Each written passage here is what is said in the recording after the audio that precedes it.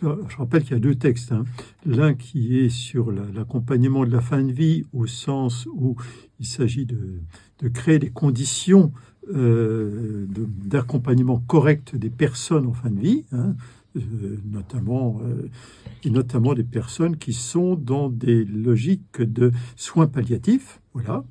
Et puis, d'autre part, ce qui ne pose aucune question, bien au contraire, et d'autre part, de voir ce qu'il en est de cette loi qui rendrait possible la décision de supprimer sa propre vie, dans ce qu'on appelle du suicide assisté, hein, parce qu'évidemment, les personnes qui ont besoin voilà, qui se suppriment elles-mêmes, malheureusement, ça arrive tous les jours, mais là, des personnes qui demandent à être assistées dans ce suicide.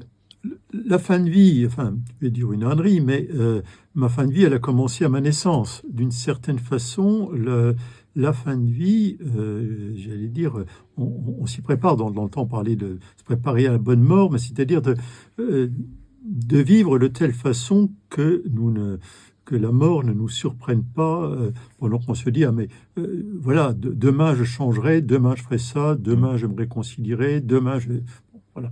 Donc se préparer à la fin de vie au sens où nous sommes des passagers, des pèlerins, des voyageurs sur Terre.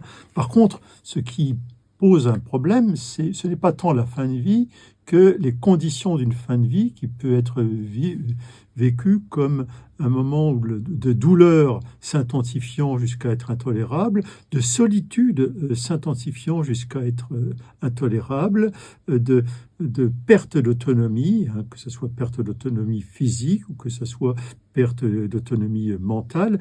Et ça, par contre, c'est une inquiétude, une angoisse qui peut générer des comportements j'allais dire, extrêmement défaitistes, jusqu'à dire je ne peux pas m'imaginer vivre dans des conditions de vie dégradée, donc il vaudrait mieux mourir avant. Alors ça c'est la question.